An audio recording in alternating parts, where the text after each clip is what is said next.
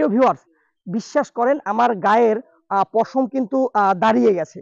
আসসালামু আলাইকুম, সবাই কেমন আছেন? আশা করি সবাই ভালো আছেন। আমি আল্লাহর রহমতে আপনাদের দোয়া এবং শুকরিয়ায় ভালো আছি।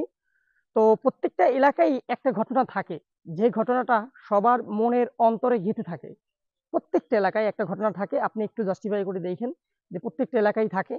এখন কথা হচ্ছে, প্রত্যেক এলাকায় ঘটনাগুলো যদি সবাই সবার মতো তুলে ধরে, তাহলে কিন্তু সবাই জানতে পারে যে কোথায় কি হলো বা কোথায় কি ঘটনা আছে, খুঁটিনাটি বিষয়। এই ধরনের ভিডিও সচরাচর পাবলিশ করে না। তারপরেও আমি এই ঘটনাটা খুবই গুরুত্বপূর্ণ, যার কারণে আপনাদের সঙ্গে তুলে ধরছি।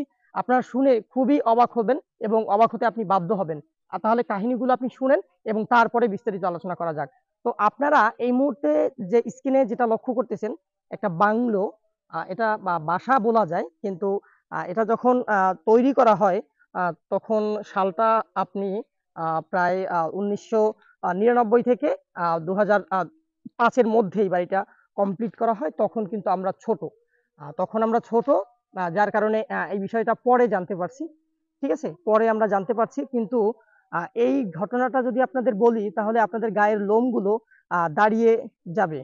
যেটা বলতে চাচ্ছি আমি এই মুহূর্তে, এই বাড়িটা আসলে এমন একটা বাড়ি যেটা তৈরি করতে পারে না, এবং এখানে কিন্তু কয়েক লক্ষ টাকার ইনভেস্ট করেছে, কয়েক লক্ষ টাকা ইনভেস্ট করেছে এই বাড়িটা তৈরি করার জন্য। এই বাড়িটা যখন তৈরি করছে কয়েক লক্ষ টাকা খরচ হয়েছে, কিন্তু তারপরও এই বাড়িতে আশ্রয় বা থাকতে পারে নাই। কি কারণে থাকতে পারে নাই, সেই ব্যাপারটাই এখন এই মুহূর্তে আপনাদের সঙ্গে একটু আলোচনা করব।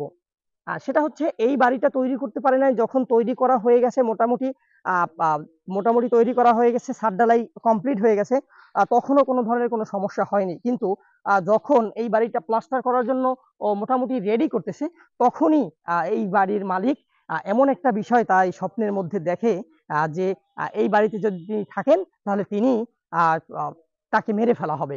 যদি তিনি থাকেন বা কোনোভাবে যদি থাকতে চান, তাহলে তাকে মেরে ফেলা হবে। এই ধরনের ঘটনা সে অনেকবার শুনছে, তার লাইফে অনেকবার হয়েছে। কিন্তু সর্বশেষ এক হুজুরের মাধ্যমে এই বাড়ির কাজটুকু সম্পূর্ণ করে। কিন্তু যখন হুজুরে দেখতে পারলো যে এই বাড়িটায় প্রচুর পরিমাণ সমস্যা আছে, তখন তাদেরকে কি বলবো, তখন তাদেরকে এই বাড়িটা ত্যাগ করতে বলছে এবং এই বাড়িটার কাজ অসম্পূর্ণই রেখে যেতে বলছে, যে এখানে আপনারা কখনো থাকতে পারবেন না, এইখানে একটু সমস্যা আছে। প্রিয় ভিউয়ার্স, বিশ্বাস করেন আমার গায়ের পশম কিন্তু দাঁড়িয়ে গেছে।